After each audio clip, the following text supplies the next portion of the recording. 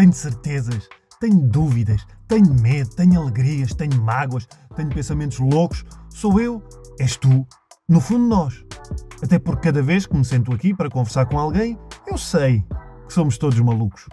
Olá a todos, sejam bem-vindos a mais uma semana, mais uma semaninha, mais uma voltinha aqui no podcast com mais uma conversa que eu espero que vos estimule, sei lá, a tomar decisões ou a pensar mais sobre o tema que vamos abordar aqui hoje. Um tema que, curiosamente, também já foi pedido por muita gente, mas chegou-me através do próprio.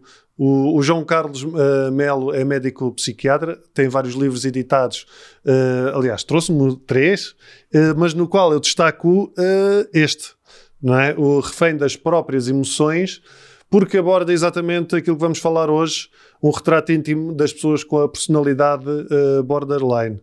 Estima-se que em Portugal, números por baixo, segundo o João, existem cerca de 200 mil pessoas que sofrem da perturbação da personalidade borderline. Primeiro de tudo, João, muito obrigado. Obrigado por estares aqui. Foi engraçado que o convite chegou-me através de uma amiga que trabalha no mesmo hospital que tu. Exatamente. E ela é que me disse assim, pá, tenho lá um médico que tu havias de gostar de falar com ele e ele aborda muito, pá, tem livros editados e fala muito bem, pá.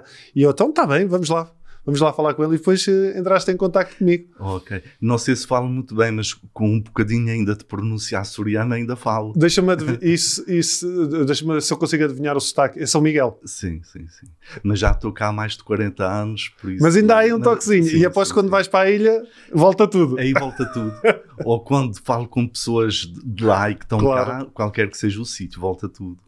Portanto, vieste há 40 anos para Lisboa, para fazer a formação, provavelmente, e ficaste por cá. Depois fiquei por cá. Sempre psiquiatria? Sim. E esta questão da borderline sempre foi uma questão que foste ganhando interesse ou... Olha, calhou começar a tratar doentes borderline quando eu ainda não sabia que eram borderline, depois fui percebendo logo desde o princípio. Portanto, há mais de 30 anos. Mas só depois de ter publicado esse livro, há 3 anos, é que as pessoas se lembraram de dizer que eu sou especialista em borderline. Mas esta história da borderline, não é? Sim. Que eu acho que agora já se fala-se, ou pelo menos ouve-se falar, mas eu não sei o que é. E eu aposto, aliás, quando eu recebi este convite de várias pessoas perguntarem o que é, para trazer alguém para falar sobre borderline, eu achei curioso porque eu não sei definir o que é esta personalidade borderline. Pois, olha, eu vou tentar não ser chato, mas não é assim com termos técnicos e isso. Mas já agora, porque é que se chama borderline? Borderline é estar no limite, não é? Exatamente. Entre quê? Entre as neuroses e as psicoses. As neuroses é todas aquelas doenças, situações como ansiedade, depressão, fobias, obsessões, etc., em que a pessoa está dentro da realidade. Mesmo que sofra, mesmo que tenha sintomas que a incomodem, está dentro da realidade. Não interpreta a realidade de uma forma distorcida. As psicoses, a pessoa tem alucinações, delírios, o pensamento desorganizado, como na esquizofrenia. Ok. E estas pessoas estão ali naquele limite. Têm vários sintomas neuróticos e também, em alguns momentos de stress, podem ter sintomas psicóticos. Ou seja, pode ir para um lado ou pode ir para o outro. Mas nunca ficam definitivamente nem de um lado nem do outro, ficam ali na fronteira. Pronto. Mas o que define mesmo não é isso. Pronto, isto dá um nome, isto também é verdade, mas o que define mesmo é um sofrimento que é próprio desta perturbação borderline, que ninguém faz ideia como é. Quer dizer, não faz sentido estar aqui a fazer competições, quem é que sofre mais, mas é um tipo de sofrimento muito específico que faz com que tenha que acontecer qualquer coisa para acabar com o sofrimento. Eu comparo, por exemplo, com aquela cena que a gente se lembra das torres gêmeas a arderem. Sim. Pessoas a atirarem-se lá de cima. Sim. Não estavam com ideação suicida, não estavam... Mas é o limite. É o limite. É assim, não aguentavam o sofrimento e então saíram. As pessoas com a perturbação borderline não aguentam o sofrimento que têm em alguns momentos, sobretudo, embora esse sofrimento esteja sempre presente. E então o que é que fazem para acabar com o sofrimento? Cortam-se, Magoam-se. E o cortar é porquê? Porque esse sofrimento é maior do que o sofrimento que estão a sentir? Isso substitui? Há várias razões e vários significados, mas uma das coisas que as pessoas dizem é precisamente essa. A dor que eu sinto é tão forte, o sofrimento é tão grande, que a dor física de cortar atenuar a outra. Atenuar a outra, exatamente. Sim, porque quando se diz, por exemplo, se der uma pancada no dedo e as minhas filhas dizem, está-me a doer o dedo, então peraí que eu dou-te um murro na cabeça, que agora assim passa-te a doer a cabeça e já não te dói o dedo. Ou dizer um palavrão, mas isso é por outras razões. Sim, isso é um alívio, não é? É um alívio, é um alívio. Sim. E porquê é que dizes que é uma doença que é mal diagnosticada, que é incompreendida, que é maltratada? Pois, não é fácil de diagnosticar. Mas o problema é que muitos psiquiatras e muitos psicólogos não gostam destas pessoas. Não gostam das pessoas que têm perturbação borderline. Por exemplo, tu disseste, e bem, são mais ou menos 200 mil, enfim, é uma estimativa que eu faço, porque não há números em Portugal, mas já avaliar por outros países é o que parece. Sim. Mas, por exemplo, a esquizofrenia é 1%, a doença bipolar 1%, e esta é 2%, mas já há estudos que mostram que é mais, pronto. Mas são pessoas com má fama, têm fama de serem manipuladores, mentirosos, conflituosos. Pronto, quando se diz de um indivíduo assim, diz, dentro da psiquiatria, tem uma perturbação da personalidade, ou então é BL, que é borderline, não é? Como um insulto. Isto é um insulto, não é um diagnóstico psiquiátrico, não é? E, portanto, só que estas pessoas não são manipuladoras. Exato, estão a passar por uma crise, não é? Porque têm uma condição. Sim. Mas quer dizer, o facto de uma pessoa ser borderline não quer dizer que seja mentirosa, nem manipuladora, nem conflituosa. Sim. Manipuladores, mentirosos e conflituosos há no grupo dos borderline e há no grupo dos médicos, dos carpinteiros. Pensei que ia dizer só dos políticos. E também é de toda a gente, não é uma condição própria, não é uma condição própria. Mas, por exemplo, o que é que acontece às vezes? Estamos num hospital ou numa clínica, chega uma pessoa para ser atendida pelo médico, está à espera e começa a ficar muito tempo à espera, começa-se a chatear e começa a refilar. Com quem? Com o administrativo, a seguir com o enfermeiro e com quem mais aparece, com o auxiliar. Depois, quando chega o senhor doutor, baixa a bolinha. É isso que costuma acontecer muito. Sim. Estas pessoas, por vezes, não baixam a bolinha e dizem o que têm a dizer. Não é que sejam mal criados, não é que sejam agressivos, não é que sejam desrespeitadores, mas sentem as coisas com muita intensidade e exprimem isto. Isto pode pôr em causa o sentimento de poder que alguns médicos e alguns psicólogos têm. É muito confundido com lá está, com a pessoa ser manienta. Não é ter a mania e as pessoas, será que um médico não vê ali uma perturbação? Vê só uma pessoa que tem mania? Pois, mania no sentido de ter estes comportamentos, não é? Conflituosos e tal. O problema é precisamente esse, ligar mais ao que aparece. Sim. E pronto, são pessoas com má fama. Têm a má fama. Isso é curioso porque... E as pessoas que lidam com essas questões têm essa consciência ou não? A própria pessoa que tem a perturbação borderline, claramente. Só que, muitas vezes, é mais forte do que não sabem o que é que têm. Okay. E há psiquiatras e psicólogos que não dizem à pessoa o que é que ela tem. Não dizem qual é o diagnóstico. E as pessoas já dizem, eu gostava de saber o que é que tenho, o que é que se passa. Porque pensam que são malucas, pensam que são más, pensam que têm um problema qualquer, enfim, é uma doença. E porquê é que não dizem à pessoa que ela tem uma perturbação borderline? Porque têm na cabeça que aquilo é uma coisa má, é um insulto. Então não vão insultar a pessoa. É capaz de ter aí uns traços e tal. Ou seja, é uma doença que tem um estigma associado. Muito grande. Sim. Oficialmente nem se considera doença. Não. Oficialmente considera-se perturbação da personalidade. Doença é o quê? Esquizofrenia, depressão, doença bipolar, POC, enfim. Portanto, está na parte nobre da psiquiatria. São as doenças. É como se fosse o parente pobre. as perturbações da personalidade são o parente pobre. E depois não há aqueles métodos tradicionais, que são medicamentos específicos para tratar. Depois não se conhece realmente muito bem, enfim, não é fácil diagnosticar.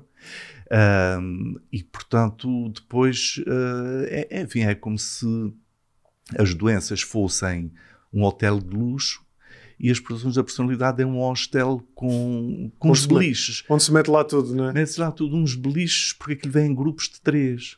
Vem em grupos de 3, cluster A, cluster B, enfim. E, portanto,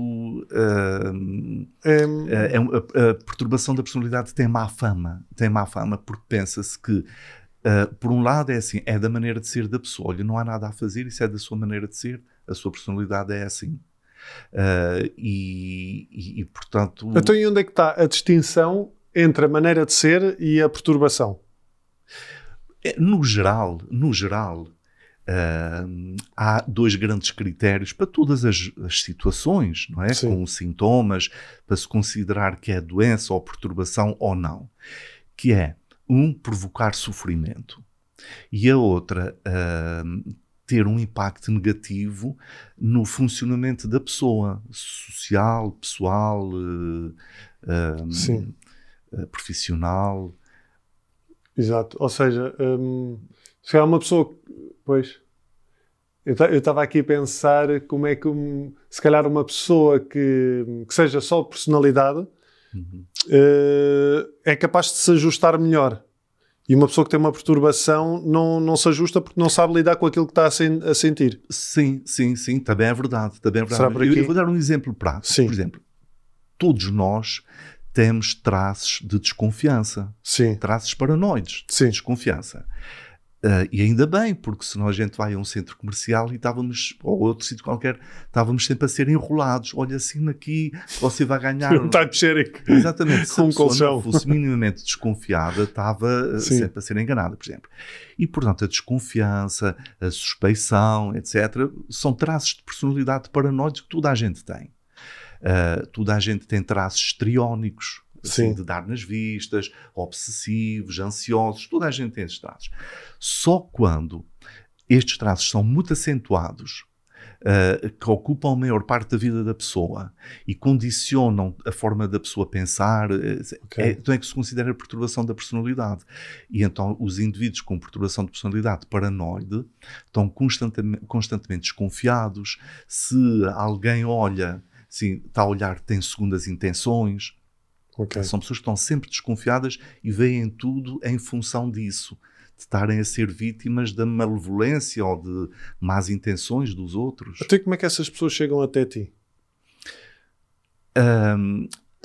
Porque chegam por elas próprias, que sentem algo que não está bem, ou por surtos, não sei. Pois estas pessoas sofrem muito. É um sofrimento realmente incalculável. E aparecem por estarem muito deprimidos ou ansiosos, com desregulação das emoções. Pois, porque depois, se calhar, começam-se a associar outras coisas também, não é? Sim. Um vazio interior, dificuldades de identidade. A pessoa não sabe como é, quem é, o que é que quer. Portanto, enfim, são vários sintomas, são vários grupos de sintomas que não torna fácil fazer o diagnóstico. Ou seja, é por aí que se calhar muitas são mal diagnosticadas. Também, mas também por causa dos preconceitos. Por exemplo, cá ainda não temos muito aquele problema dos Estados Unidos das companhias de seguros. Sim. Não é? Mas nos Estados Unidos o que é que acontece? Há psiquiatras que sabem que determinado paciente tem uma perturbação borderline, mas oficialmente não escrevem isso. Escrevem doença bipolar, porque se for doença bipolar recebe seguro, se for borderline não recebe, não é? E chega a este ponto. E pronto, depois para diagnosticar, mas pronto, há critérios para diagnosticar, enfim, eu digo que não é fácil, mas não é assim tão difícil como isso. Depois é como tudo, depende da experiência das pessoas. Mas um dos fatores para fazer um diagnóstico é a gente ir à procura. Se a gente não for à procura, não encontra. Sim. Se a gente vai à procura de uma coisa e ela não está lá, A gente não a encontra, mas à primeira vista não está. Se a gente for à procura e ela tiver, a gente vê. Temos que ter aqui uma questão também em conta, que é atribui-se ao Mark Twain numa frase que é assim: um indivíduo que só saiba trabalhar com martelos olha à sua volta e só vê pregos. E, portanto, há este risco. É como aquela pessoa que está grávida e depois só vê grávidas. Exatamente, isso mesmo. E, portanto, quer dizer, o que é que acontece? Isto é um risco, um viés que às vezes acontece. Eu sou especialista em doença bipolar, por exemplo. Tenho mais tendência a diagnosticar doença bipolar do que outros psiquiatras. Pois é preciso ter atenção também, não é? E depois, o que é que acontece? Eu vou dar um exemplo concreto. O Van Gogh tem sido muito estudado. Por que raio é que ele cortou a orelha? Tem sido muito estudado. Então, os psiquiatras que o diagnosticaram com muitas coisas. Esquizofrenia, doença bipolar. Ele provavelmente também tinha uma doença bipolar. A pessoa pode ter as coisas associadas. Epilepsia, um tipo específico de epilepsia. Quer dizer, diagnosticaram tudo, exceto perturbação borderline. Porquê? Porque isso não estava na cabeça de quem estava a fazer o diagnóstico. Mas pronto, há E já haveria esse conceito nessa altura? Boa pergunta. Não havia esse conceito. Perturbação borderline da personalidade, como uma entidade conhecida tal e qual como é hoje, foi só desde 1980. Antes dava-se outros nomes, mas a partir dessa altura é que se começou a levar assim mais a sério. É curioso, tu dizes também que a Marilyn Monroe, a Janis Joplin e a Amy Winehouse tinham isto em comum? Sim. Mas foram diagnosticadas? A Amy Winehouse, sim. As outras, não, porque foi numa outra época. Mas a Marilyn teve vários psiquiatras e psicanalistas, mas na altura não havia este... Era estrela, não é? Era estrela, provavelmente. Então, e como é que se trata uma pessoa que... Primeiro, como é que se... Os traços, nós já falámos aqui, mas se calhar de uma forma mais clara, uma pessoa que não se esteja a sentir bem e acha que precisa de ajuda, e não pode ser essa questão da borderline ou não, mas no que é que ela se pode centrar para perceber que se calhar não lhe faz mal nenhum ir falar com um psiquiatra? Enfim, de uma maneira geral... É esse desconforto, não é? De não conseguir lidar com as emoções. Exatamente. Isso é uma das coisas principais. Por exemplo, uma analogia que eu costumo fazer é... Todas as pessoas, a maioria das pessoas tem dentro de si uma espécie de um termostato. Sim. Aqueles aquecedores a óleo. Começam a aquecer, depois aquilo automaticamente tem um termostato e desliga. As pessoas com perturbação borderline não têm isso. Então as emoções vão por aí acima e a pessoa tem crises de raiva, de descontrole. Não é porque não se consigam controlar, fazem um esforço maior do que as outras para se controlar, mas não conseguem. E o que é que faz com que elas se descontrolem dessa maneira? Depois também com impulsividade, comportamentos autolesivos, cortar-se, queimar-se, esmurrar-se, atirar-se contra a parede, coisas, enfim, quase inimagináveis. São pessoas que, apesar desta má fama que têm, são pessoas hipersensíveis. Aquilo que, para a maioria das pessoas, é apenas um reparo ou um comentário... Assume uma desproporção, não é? Exatamente. A pessoa sofre muito, sente-se muito ofendida, sente-se muito magoada. É uma dor realmente incalculável. Nomeadamente quando são críticas, quando são injustiças. E, portanto, a pessoa não aguenta isso e desencadeia este conjunto de comportamento, de desregulação das emoções, raiva, descontrole, e depois tem outros sintomas como o vazio interior, que é uma coisa tão assustadora, tão difícil de definir, porque a maior parte das pessoas não sente. Que a única forma de diminuir isso é metendo coisas para dentro. Álcool, droga, comida, ou então o vazio interior é tão doloroso, no sentido em que a pessoa é como se sentisse morta por dentro, que depois tem que fazer coisas que gerem a libertação da adrenalina. Coisas de risco para se sentirem vivas. Sim. E Curioso. depois, outra das características muito importantes são 3 tipos específicos de angústia, que é própria do ser humano, são todas próprias do ser humano, mas que nestas pessoas são muito mais acentuadas. A angústia de abandono, a angústia de rejeição e a angústia de separação. Isto é universal, isto é toda a gente. Mas estas isso pessoas... não baralha, se calhar, os leigos podem ver isso como bipolaridade, ou não? Podem, sim, Não é? sim. Por vezes, a pessoa pode ter as 2 doenças. Ok. Também pode acontecer. Mas esse aspecto que acabaste de referir é muito importante. Porquê? Porque a desregulação das emoções manifesta-se também com mudanças bruscas do humor. Sim. Não é? E às vezes por motivos de... Fúteis, coisas pequeninas, sim. Ou então do nada. Sim. Ou então do nada. De repente a pessoa está muito bem e depois fica muito mal. Uma pessoa vai à urgência com ideação suicida. 75% destas pessoas fazem tentativas de suicídio que não são chamadas de atenção. São tentativas de suicídio. De aliviar a dor. Para aliviar a dor também e por desespero, por não encontrarem outra saída. Não é? E, portanto, vão ao serviço de urgência, estão com uma crise de grande angústia, de uma depressão profunda, com ideias de suicídio, com risco de suicídio, efetivamente, e depois são internadas por causa do risco de suicídio. 10 minutos, meia hora depois de estarem internadas, já estão bem. Pois. Já estão bem porquê? Porque tiveram ali um apoio, um aconchego, uma atenção. Na doença bipolar isto não acontece. E pronto, daí pensa-se. Estava a fingir, estava a manipular, estava a enganar, fez isto tudo, esta fita toda só para ser internado. Mas por que as pessoas querem ser internadas?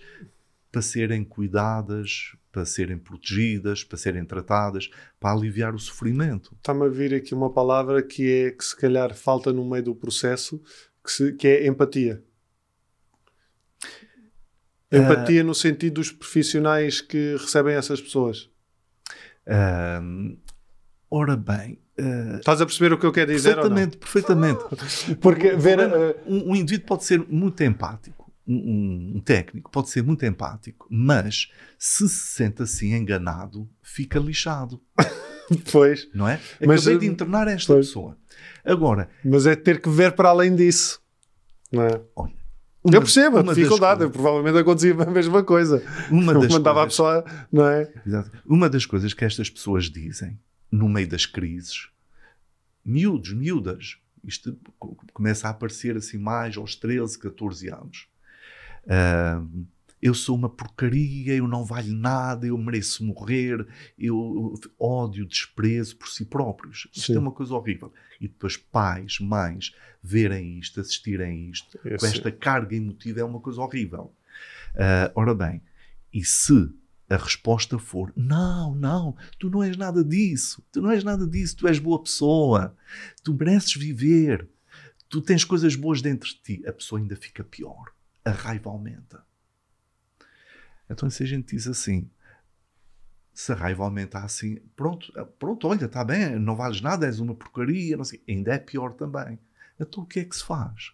Pois o que é que se faz? As pessoas sentem-se presas por ter cão e presas por não ter. É muito difícil lidar com estas pessoas. Até porque há aquelas pessoas que se chamam quiet borderline, ou uma coisa que se chama competência aparente, que é o quê? Uma pessoa na sua vida social, profissional, tem um comportamento perfeitamente normal. Só nas relações íntimas, familiares, amorosas, é que surge isto tudo. Por causa da tal angústia de abandono, a tal angústia de rejeição. E se calhar essas pessoas ainda é pior porque passam um dia no trabalho a reprimir. A reprimir, exatamente. Fazem um esforço e tal, depois chegam a casa, aquilo rebenta. E, portanto, então o que é que um pai, uma mãe, amigos podem fazer perante uma pessoa que diz isto? Eu não valho nada, eu não mereço viver. Sim.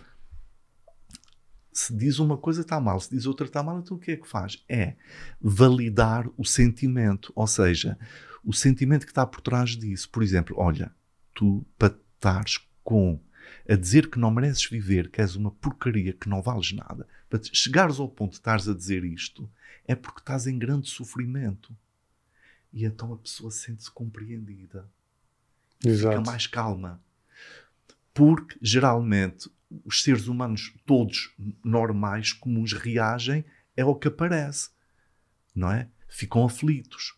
E pronto, isto não é fácil, mas os pais aprendem. As pessoas podem aprender a fazer isto. Não é fácil, mas é possível. Mas isso é ir ao encontro do sentimento que está por trás. Aliás, da palavra que escolheste, das emoções, não é? Sim. Mas isso é o que nós devíamos fazer no dia-a-dia, até com pessoas que não lidam com questões nenhumas, não é? Sem dúvida. Não é? Validar aquilo que a pessoa está a sentir. Isso mesmo. Mas eu percebo que o fazer, o dizer não és nada, não é uma má ação porque a pessoa está a tentar ajudar. Mas não é, pronto. A própria pessoa com a perturbação borderline sofre muito com isto. Eu lembro-me de um rapaz que dizia assim: eu se estiver ao pé de um gajo que esteja a fazer uma vida negra, cheio de raiva contra mim, eu afasto-me e vou à minha vida. Mas se isso for eu não posso sair de dentro de mim, não é? Para a própria pessoa é muito difícil. Pois é uma boa a única forma de a pessoa se libertar disto é consumo de drogas, cortarem-se, comportamentos de risco. É a única forma de lidarem com este sofrimento. E isso acontece, estavas a dizer, naquilo que tens visto em Portugal, é mais que adolescentes, adultos, porque quer dizer, porque deve haver aqui uma grande misturada, porque deve haver uma data de gente que não está diagnosticada. Sim. Não está diagnosticada porque está diagnosticada com outras doenças, ansiedade generalizada, ansiedade social, fobia social, doença bipolar, depressões, etc. Ou então são diagnosticados apenas como mau feitio. Ou então estou a ver isso no diagnóstico, mau feitio. Ou então não são diagnosticadas de todo. Isto não é uma doença, isto é da personalidade. Pois. E portanto... Isto está a acontecer aqui mais nos adolescentes? Geralmente, oficialmente só se pode fazer o diagnóstico a partir dos 18 anos. Pois. E a gente vê jovens de 14, 15, 16 anos com todos os sintomas. Portanto, portanto, o que acontece é que aqueles casos mais graves, os pais, sobretudo as mães, às vezes estão mais atentas, dizem assim, ele ou ela, geralmente são mais raparigas, sempre foi diferente dos irmãos, desde que nasceu. Fazia mais birras. As birras há as birras normais que as crianças e os adultos fazem. São coisas normais da vida. Mas aquilo que às vezes se chama birras, não são birras, são crises de angústia da criança, não é?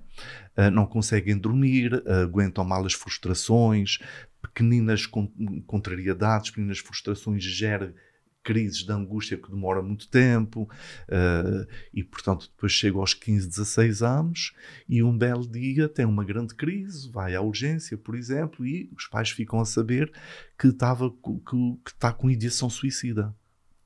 Então a gente pergunta, então, mas tu pensas na morte? Pensas em morrer? Sim.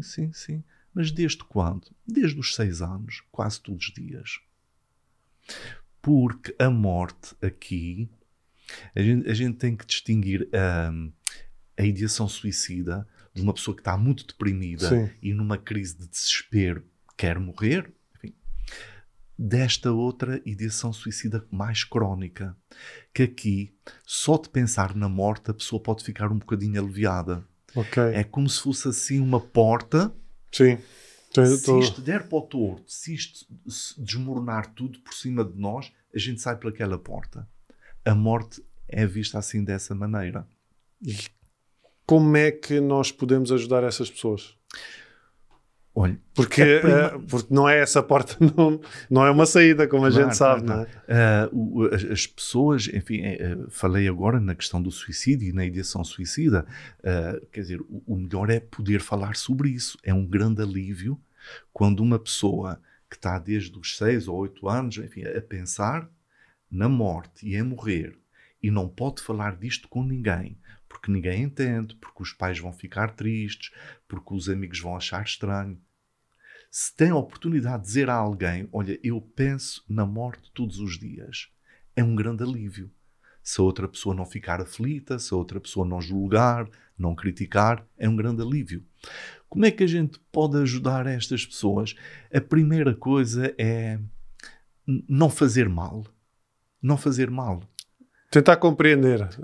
Tentar compreender. Basta ser empático. A ser empático. as pessoas com perturbação borderline são muito empáticas, são muito generosas, são muito intuitivas, são muito criativas. Porque é que eu me interesso por esta doença e por estas pessoas? Não só, enfim. Há, assim, algumas áreas que eu não tenho quase experiência nenhuma.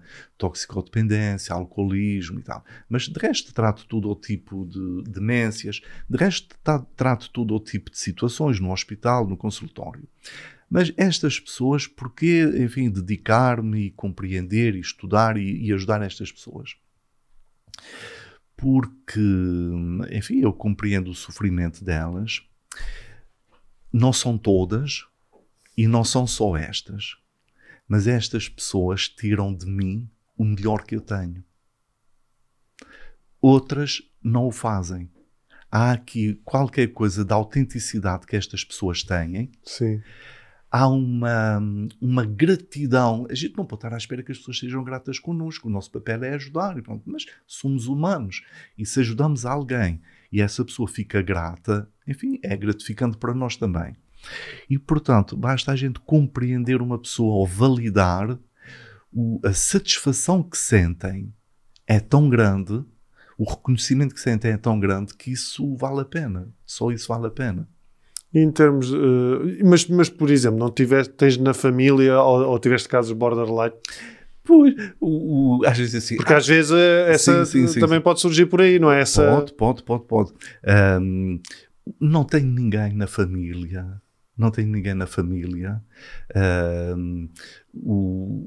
Portanto, o interesse tem mais a ver com isto. As pessoas... Porquê é que as pessoas escolhem ir para psiquiatra, para psicólogo, etc? Porque são malucos. Mas isso é porque também somos todos, não é? Somos todos, isso, pronto, é um facto consumado. Sim, estou a brincar. Mas é um facto óbvio, consumado. Eu não sei quem dizia assim, todos nós nascemos loucos.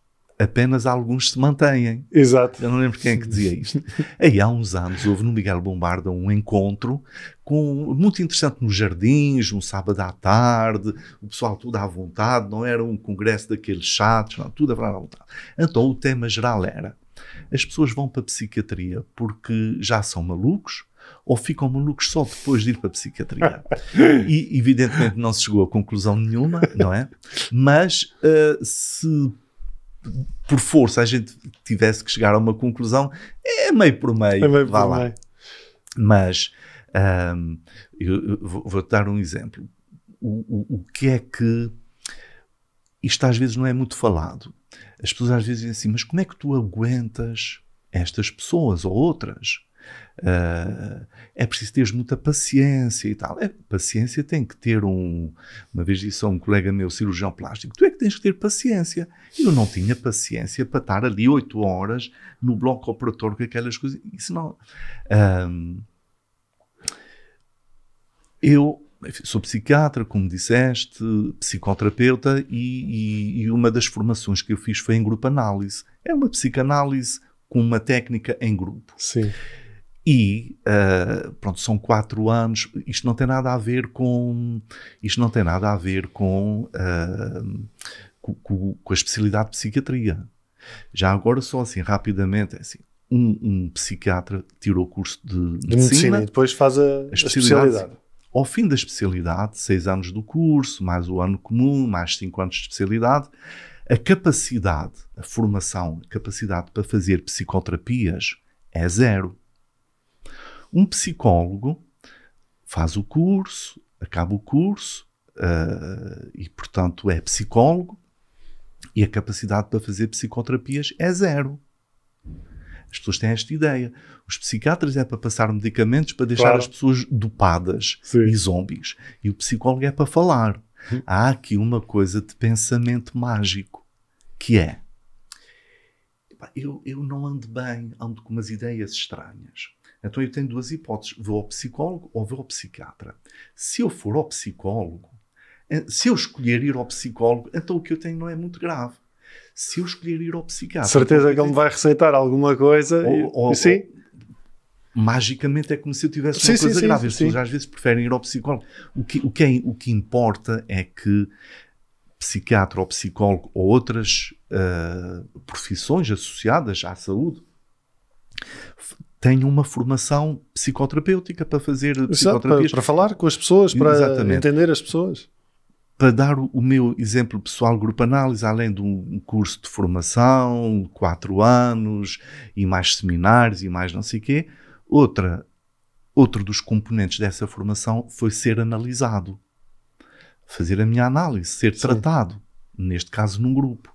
Não é ali a estagiar ou observar os outros. Não, é ser tratado como os outros. 3 vezes por semana, durante 9 anos. Justiça, muito tempo. E não é conversa de café, é ir lá ao fundo e tal. E é isso que ajuda depois a não ter medo das minhas emoções, das emoções dos outros, da minha agressividade, da agressividade dos outros. Que isto é um dos problemas que as pessoas, de uma maneira geral, têm nas relações. É isso, é lidar com as emoções e senti-las e falar sobre elas, sobretudo. Sim, exatamente. Não é? Então, sobretudo, esta questão, se é algo tão negro, tão pesado, e se ainda por cima um miúdo não fala, não é? E corta-se às escondidas, se calhar, como muitas vezes deve acontecer. Exatamente. E depois, se calhar, os próprios pais, não sei, já sou eu a pensar, mas se calhar os próprios pais muitas vezes também ignoram. Não é ignorar, mas não querem ver, que é para não assumirem que têm um problema. Sim, também acontece. O caminho mais correto é nós podermos falar livremente sobre as coisas. Não é? Isso mesmo. E em termos de tratamento, há algum tratamento específico? Pois, há psicoterapias baseadas na evidência que são eficazes. Eu vou contar... Temos ainda um bocadinho... Temos, pronto. Então eu vou contar rapidamente um caso real de uma rapariga, tinha 17 anos, com... Não é ideação suicida, foi tentativas de suicídio graves. Foi internada. Teve internada 26 meses. 26 meses. Isto foi nos Estados Unidos. Eu posso só mostrar aqui uma coisa que eu guardei isto para o caso de ser preciso. Eu não sei se dá para ver. Para quem está a ver no YouTube, sim, consegue-se ver? Sim. Ora bem, isto é um antebraço, não é? Isto é a mão dela, isto é o antebraço. Nota-se as queimaduras de cigarros e os cortes. Sim. Ao fim de 50 anos. Portanto, isto está no YouTube, foi uma reportagem do New York Times que a levou, ao fim destes anos todos, lá a essa clínica onde ela teve internada 26 meses. Fez tudo, os medicamentos que havia na altura, todo o tipo de medicamentos, eletrochoques, psicoterapias, teve amarrada, teve desamarrada, teve naqueles quartos que se vê nos filmes, almofadados, tudo. Nada resultou. Portanto, isto, quando ela tinha 17... Ela agora tem 60 e tal. Portanto, isto foi anos 50, 60. Sim. E houve um dia que ela disse assim, eu vou sair, já perto da alta, um dia eu vou sair daqui e vou tirar estas pessoas do inferno. E o que é que ela fez? Empregou-se numa companhia de seguros, podia ter sido outra coisa qualquer, tirou o curso de psicologia e inventou uma psicoterapia específica para estas pessoas, que se chama psicoterapia dialética comportamental. Pronto. E, portanto, há outras, além desta, baseadas na evidência. Há alguns medicamentos são eficazes. Quer dizer, qualquer medicamento pode ser eficaz conforme os sintomas, mas não há nenhum específico. Se a pessoa tem muitas oscilações do humor, estabilizadores do humor, se a pessoa está muito deprimida, antidepressivo, com sintomas psicóticos, antipsicóticos, ansiolíticos para a ansiedade, é conforme os sintomas. E não há muitas pessoas que tenham essas formação nessas psicoterapias específicas. Mas o que é que se pode fazer? inspirados nessas psicoterapias, fazer programas terapêuticos para essas pessoas. Eu vou dar um exemplo. Os familiares destas pessoas são muito maltratados porque não sou eu que estou a inventar, são eles que dizem a forma como são olhados por causa desta mania. É uma ideologia, isto é uma ideologia. Sim. A culpa é da mãe, as mães é que são as culpadas de tudo, não é? Má educação. Má educação e tal. E portanto, diz uma mãe, diz um pai, eu só quero falar com o terapeuta, com o psiquiatra, ou com o psicólogo, enfim, eu não me quero meter, eu não me quero intrometer, eu gostava só de saber o que é que eu posso fazer para ajudar o meu filho ou a minha filha, ou pelo menos ter uma ideia de como é que está a correr a psicoterapia. Pois não dizem, mas está subjacente. Eu é que pago, não é? Quando são assim jovens, mas pronto, isto é um pequeno à parte. Às vezes gera problemas, mas é um pequeno à parte.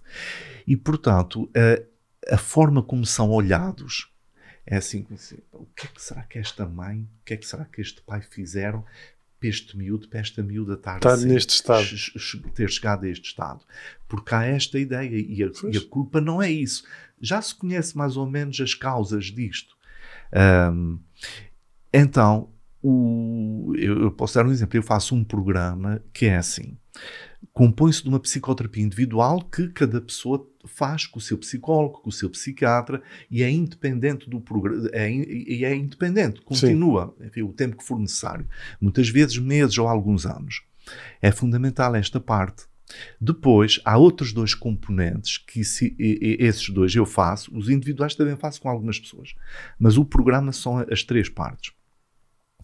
Um grupo terapêutico, com os pacientes, 12 sessões, que ajuda muito e tem ajudado muito a quê? Nestes comportamentos dos sintomas mais agudos, a impulsividade, a raiva, o descontrole das emoções. Mas ajuda em termos de identificação? No sentido... Arranjar estratégias, como esta mulher fez, chama-se Marsha Linehan. Ela inventou, ela aprendeu com outras pessoas, técnicas comportamentais para a pessoa lidar com as crises de raiva, de descontrole. Ou seja, aí os pacientes estão uns com os outros e falam, porque alguns já podem ter desenvolvido estratégias para determinadas situações, não é? Olha, para mim funciona fazer isto. Mesmo, para mim... Isso mesmo. Sim. E, portanto, são 12 sessões em que as pessoas aprendem, depois têm que se praticar. Quanto mais as pessoas se empenham, melhor. E, portanto, isto faz com que estes sintomas mais exuberantes melhorem, as tentativas de suicídio, os comportamentos autolesivos, cortar-se, enfim, tudo isso. Melhora muito com isto. 12 semanas. Não é preciso assim grande coisa. Mas pronto, é preciso querer, vá lá. E um grupo terapêutico, 6 sessões quinzenais para os familiares. Para eles próprios também saberem lidar com... Exatamente. Que eles pedem muito essa ajuda. Como é que eu hei de fazer? Como é que eu hei de lidar com o meu filho, com a minha filha, quando está com uma crise de raiva, por exemplo? E portanto, quais são as técnicas, quais são as estratégias? Ao fim e ao cabo, os familiares cá, em Portugal, não há uma associação de famílias destas pessoas. Há de outras, de Alzheimer. Sei que há uma associação borderline. Há uma associação borderline. Sim, tem um trabalho muito importante. Portanto, há uma mulher que pertence a essa associação, por exemplo, que escreveu um livro. Ela chama-se Mariana Laranjeira. Escreveu um livro que se chama Uma Vida do Avesso, que mostra, que é uma coisa rara, na primeira pessoa, o que é isto, o que é passar em português, depois há também noutras línguas. O que é uma pessoa passar por isto por dentro? Sim. É assim muito interessante. Há essa associação borderline, mas para os familiares não há muito. E, portanto, são os próprios pacientes e os próprios familiares que aprenderam à sua própria custa e uns com os outros que arranjaram estratégias, e são estas estratégias que a gente usa nesses grupos. E, portanto, os próprios pacientes ajudam muito. Quando eu estou com uma grande crise, quando eu estou com uma grande raiva, nunca me digam, tem calma. Isso é uma pessoa até que não... Um dos mortais. Mas sim, até para quem não tem questões assim muito... Agora imagina uma pessoa que não consegue controlar as emoções, não é? Sim. Eu vou dar um exemplo muito simples. Uma pessoa está a gritar, uma crise de raiva. E pronto, se a gente disser assim, então, tem calma, isto ainda é pior. Se a gente gritar com a pessoa, vai escalar por aí acima. Então o que é que a gente deve fazer? É validar. Validar, mas em termos do tom de voz, falar mais alto do que o nosso tom habitual, mas mais baixo do que a pessoa. Se a pessoa estiver muito depressiva, a falar muito devagar, etc., falar mais alto e mais rápido do que a pessoa, mas mais baixo do que o nosso... E são essas estratégias que as famílias vão aprendendo. Eu vou dar um exemplo de uma estratégia, a coisa mais simples deste mundo. Uma pessoa vê em si a desencadear-se uma crise de raiva por qualquer coisa que aconteceu, um pequeno reparo, um olhar, uma crítica, qualquer coisa. Pronto, a pessoa ou ouve, ou vê, ou pensa, ou recorda, e pronto, isto começa dentro da cabeça, não é? E depois espalha-se para o corpo todo, para as extremidades, a adrenalina, não é? Sim. E portanto a pessoa fica vermelha, fica toda... O que é que a gente vai fazer para a pessoa acalmar? Pronto, isto são dezenas e dezenas de estratégias, vou falar só numa.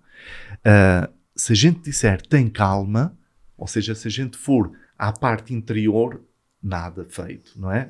Como se pode compreender bem. Então o que é que a gente faz? Vamos de fora para dentro, com gelo. Isto resulta melhor com umas pessoas do que com outras. Por acaso estava a pensar nisso. Gelo. Não gelo, mas tipo um banho frio, qualquer banho coisa. Frio. Sim. Pronto, mas o gelo, por exemplo, enfim, não há gelo. Gastamos água fria. Água fria. Gastamos as pedras de gelo todas no gin na passagem de ano. Não há. Pronto, mas há o saco de ervilhas. Pronto. Assim nas mãos, na nuca, no pescoço e tal. E a pessoa vai acalmando. Porquê? Não é nada mágico, mas parece porque a pessoa vai acalmando muito. É porque vai... digamos, anestesiando ou inibindo essa hiperatividade do sistema nervoso na periferia. Sim. Depois vai de fora para dentro e a pessoa ficando mais calma. Quem diz isto diz assim outras. E as pessoas vão aprendendo. É curioso. Depois, aquela parte que tem a ver, o conjunto de sintomas que tem a ver com o vazio interior, com aquelas angústias que eu falei, com as dificuldades de identidade, e isso requer psicoterapias mais longas. Sim. Mas há casos, como em tudo, enfim, como em todos os órgãos, como em todas as especialidades, há casos mais graves e outros menos graves. Há casos destes que são gravíssimos, gravíssimos. Enfim, imagina o que é uma pessoa cortar-se, ainda é como o outro. Agora, injetar fezes dentro de si, é uma coisa... Sim, para chegar a esse nível... Já assim, há casos gravíssimos, casos muito graves mesmo. E, portanto, estas técnicas ajudam muito e ajudaram muito muitas pessoas, ajudaram muito esta mulher. Esta mulher, enfim, estava dada como perdida. Esta que eu falei há pouco. Mas isso é que é importante, as pessoas também perceber que já estão diagnosticadas neste momento e que se calhar estão a iniciar um processo de recuperação, de tratamento, que não estão acabadas, que não estão... Se não se fizer tratamento nenhum, esta doença que manifesta-se muito cedo, aí por volta dos 30, 40 anos começa a melhorar. Se não se fizer tratamento nenhum. Mas provavelmente deixa sequelas de outras coisas. Sim, aquela parte das angústias, enfim, aquela parte mais aguda, sim, mais exuberante, vai melhorando porque a própria impulsividade, do ponto de vista biológico, vai diminuindo com a idade. As experiências de vida que a pessoa vai aprendendo, tudo isso vai melhorando. E, portanto, o que estes tratamentos fazem é acelerar isto, fazer com que a pessoa melhore assim mais rapidamente. Mas mesmo nesses casos mais graves, há outro tipo de terapias que não têm que ser aplicadas textualmente, integralmente. Não é preciso fazer um curso, uma formação. Sim, cada caso é um caso. Sim, mas há 2 tipos de terapias que, se a gente se inspirar nessas terapias, pode ajudar, e depois na prática, mas eu costumo fazer isso, eu já faço isso há muito tempo, pronto. Terapia focada na compaixão, não é ter pena, é aquela vontade de ajudar, aquele desejo que a pessoa fique bem. E a terapia de aceitação e compromisso. Por exemplo, aceita que dói menos. Pronto. Mas o facto é que há pessoas que estão presas em traumas da infância e podem estar o resto da vida naquilo. Sim. Um indivíduo sofreu bullying na escola, aos 30, 40, 50, 60 anos ainda está a maldizer o Zé, que lhe provocou bullying, não desenvolveu a vida, porque ficou ali a remoer, a massacrar-se porque o Zé lhe fez bullying, e o Zé está na vida dele numa boa, já nem se lembra deste miúdo, não é? E, portanto, aceitar não é no sentido de resignar-se, não é no sentido de gostar ou aprovar, não é assim. Aconteceu comigo, bola para a frente. Bola para a frente. Quer dizer, eu não gosto de chuva. Eu posso barafustar, eu posso partir isto tudo porque não gosto de chuva, mas a chuva não vai deixar de existir. Portanto, não é? Mas pronto, não digo que isto seja fácil. Claro. Mas pronto, o que eu digo é, este tipo de terapias ou intervenções terapêuticas inspiradas nestas psicoterapias ajudam também muito. E depois, o que é que acaba por acontecer com muitas destas pessoas, sobretudo assim os casos mais graves? Arranjam um propósito para a vida, uma missão. Como arranjou essa americana? Muitas pessoas dedicam-se, vão trabalhar em campos de refugiados, curiosamente, geralmente coisas para ajudar os outros. Isso vai ao encontro daquilo que estavas a dizer, de serem pessoas muito empáticas e sensíveis. Isso mesmo. É curioso. Muito empáticas com o sofrimento dos outros. Porque já passaram por ele de outra maneira. Exatamente. Mas cá está. É porque, por exemplo, vamos imaginar 2 indivíduos que eram sem abrigo. Vamos imaginar. Um deles, os 2 ganharam o Euromilhões. Ficaram milionários. Pronto. Um deles passa na rua e vê um sem-abrigo e vai tratá-lo como? Com desprezo. Como acontece às vezes com casos destes, com desprezo. O outro vai tratá-lo como? Eu já passei por aquilo, eu sei aquilo que é e pronto, eu vou ajudar esta pessoa.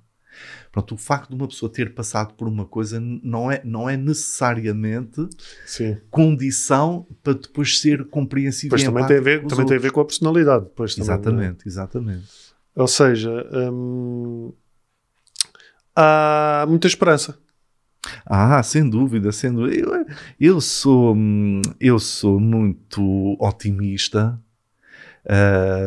Há esperança baseada nos factos, na evidência de tratamento destas pessoas e, portanto, embora seja uma doença muito grave, e é grave do ponto de vista pessoal, do ponto de vista das famílias, das pessoas que convivem com estas pessoas, é um problema de saúde pública importante, mas há esperança.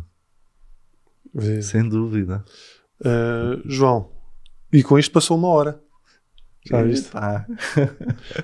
90 euros.